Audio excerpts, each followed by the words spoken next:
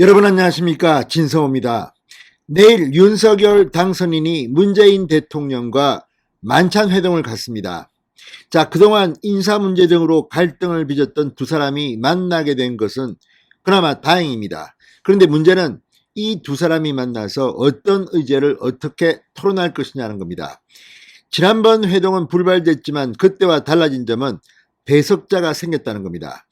한국경제에 따르면 문재인 대통령 측은 윤석열 당선인과 배석자 없이 비공개로 둘만 만나자고 했다고 합니다. 그렇지만 내일 회동은 배석자가 있습니다. 윤석열 당선인 측은 장제원 비서실장을, 문재인 대통령 측은 유영민 비서실장을 배석시키고 4명이 만납니다. 자, 그런데 지금도 문재인 대통령은 윤석열 당선인의 발목을 잡으려 하고 있습니다. 바로 추경 예산 문제입니다. 자, 윤석열 당선인은 선거 때부터 누차 말했습니다. 코로나19로 피해받은 소상공인 자영업자들을 지원해야 한다. 그때 50조 규모의 추경을 이야기했습니다. 그런데 문제는 지금 문재인 청와대 측이 윤석열 당선인이 말하는 50조 약속을 시행하는 것을 방해하고 있습니다. 지금 문재인 정부는 임기 내에 추경은 어렵다는 뜻을 공개적으로 밝히고 있습니다.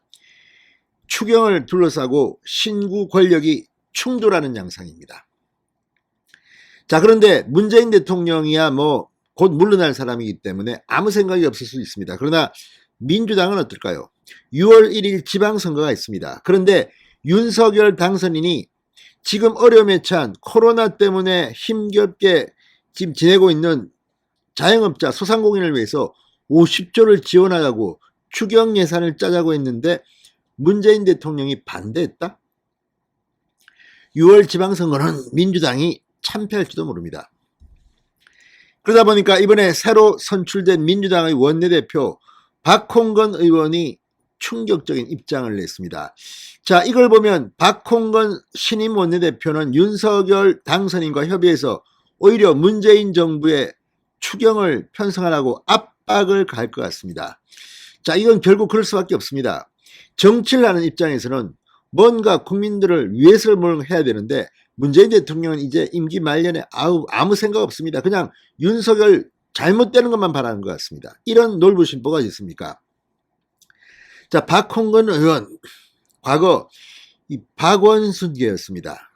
박원순 전 서울시장이 극단적 선택을 했을 때 이 서울시장을 치렀습니다. 그때 장례위원장을 했습니다. 자, 그때 피해 호소인 이런 것 때문에 박홍건 원내대표는 원내대표에 선출되고도 상당히 많은 비판을 받았습니다. 본인도 사과를 했습니다. 이런 와중에 추경까지도 만약에 문재인 대통령의 반대로 불발했다? 그러면 민주당은 이번 지방선거에서 참패할 것입니다. 그러다 보니까 박홍건 원내대표가 분명한 입장을 밝혔습니다. 문재인 대통령을 배신한 것인지 아니면 문재인 대통령에게 반기를 든 것인지 이제 문재인 대통령 민주당에서 물러나라고 할지도 모르겠습니다. 그만큼 지금 민주당은 문재인 대통령 때문에 속으로 가슴 냉아리를 하고 있는 것 같습니다. 반면 윤석열 당선인은 지금 명분이 있기 때문에 아무런 끄리낌이 없습니다. 야, 민주당 니들 172석이지 니들이 협조 안 하면 추경 예산 안 돼. 그렇지만 나는 분명히 말했다. 50조 지원해야 된다. 방법은 많습니다. 그러나 민주당이 반대를 했다는 것이 알려지면 지방선거는 민주당의 참패로 끝날 가능성이 높습니다. 자, 문재인 대통령 지금 아무 생각이 없는지 왜 이걸 이렇게 반대하는지 윤석열 잘 되는 꼴을 못 보겠다는 건지 이런 가운데 박홍건 민주당 원내대표가 분명한 입장을 표명했습니다. 당선인과 인수위와 협력하겠다는 뜻을 밝혔습니다. 청와대 지금 이제 몰릴 대로 몰린 것 같습니다. 문재인 대통령의 퇴임 후가 참 안타까울지도 모르겠습니다. 진성호의 융단 폭격 시작합니다. 문재인 정권을 융단 폭격합니다.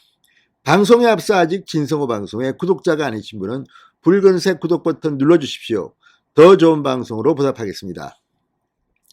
6월 1일 지방선거까지 이제 2달여 남았습니다. 그런데 신임 원내대표 박홍건의 선택지는 많지 않습니다. 지금 민주당의 강경파들은 추경이고 뭐고 필요 없다. 검수완박, 검찰 사건 완전 박탈 이거부터 해야 된다. 이렇게 해서 지금 강경파 의원들이 발의까지 했습니다. 그런데 박홍건 원내대표 플로리드입니다. 자, 우선순위를 정해야 합니다. 검찰개혁을 우선순위로 할 것이냐, 언론개혁을 우선순위로 할 것이냐, 아니면 민생을 먼저 할 것이냐. 박홍건이 바보가 아니라면 민생을 할 겁니다. 자, 지금 박홍건 이 민주당 을지로위원회의 위원장을 지냈던 사람입니다. 그리고 서울 중랑을 제가 국회의원했던 그 지역구 의원이기 때문에 강북의 어려운 사람들을 만나는 그런 국회의원입니다. 지금 이런 어려움을 알면서 아니야 강경하자, 야 우리 검찰개혁부터 하자, 그게 되겠습니까? 자, 박홍건 원내대표가 이런 말을 했다고 합니다. 제 의지와 입장은 분명하다. 추경은 빠를수록 좋다. 완전하게 보상해야 한다. 이 두 가지 원칙에 흔들림이 없다. 이거는 문재인 대통령의 반기를 든 겁니다. 문재인 대통령과는 입장이 180도 다릅니다. 자, 박홍건 원내대표는 다만 예산이라는 게 정부가 국회에 제출하도록 법에 규정되어 있다. 인수위가 강하게 얘기하고 당선인도 얘기하시면 저희도 기재부와 청와대에 강하게 요청할 테니 힘을 모으자고 얘기하겠다. 이게 무슨 말입니까? 박홍건이 지금 윤석열 당선인과 인수위가 손을 잡고 문재인 대통령의 청와대를 압박하겠다, 문재인 정부를 압박하겠다는 말입니다. 자, 지금 박홍건 원내대표는 선택지가 많지 않습니다. 성과냐 선명성이냐. 자, 박홍건이 합리적이라면 추경 예산부터 할 겁니다. 그렇지만 선명성, 야 이거 뭐 윤석열 당선됐지만 우리 못 참겠다, 검찰개혁하자, 언론개혁하자, 이런 식으로 나오면 민주당 이번 지방선거 박살납니다. 제가 볼 때는. 박홍건은 그렇게 바보는 아닐 겁니다. 그리고 지금 민주당 내부를 보면 강경파들이 있습니다. 그러나 이걸 갖다가 따라가다가는 민주당이 정말 다음 총선에서 거의 참패를 할 것이 분명해 보입니다. 자, 지금 문재인 대통령 이유를 모르겠습니다. 고집입니다. 고집. 본인이 뭐 잘한 것도 없으면서 임기 내 추경이 어렵다? 어떻게 하겠다는 겁니까? 지금 이 신구 정치 권력 간의 충돌, 이거 어차피 신정치 권력이 이기게 돼 있습니다. 그런데 이거 문재인 대통령을 따랐다가 민주당은 지금 진짜 큰일 납니다. 자, 인수위원회는 기재부로부터 업무 보고를 받으면서 소상공인의 정당하고 온전한 손실보상이 이루어질 수 있도록 추경안을 조속히 국회에 제출할 수 있도록 준비해달라고 요청했습니다. 그런데 문제는 문재인 대통령이 동의하기 가능합니다.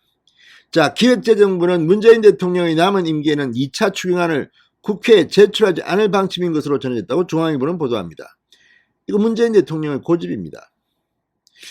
자, 이거를 보면 과연 문재인 대통령이 어떻게 될지, 어쩌면 좀 있다가 문재인 대통령은 출당될지도 모르겠습니다. 그만큼 지금 고집만 부리고 있습니다. 민주당 새 원내대표가 반란을 일으키면 문재인 친문 큰일 날 겁니다. 지금 박홍건은 이재명계입니다. 이재명의 캠프 비서장을 지낸 것도 있습니다. 이제 친문과 친이재명 간의 전쟁이 발생할지도 모르겠습니다. 진성호의 융단 폭격이었습니다. 여러분 감사합니다.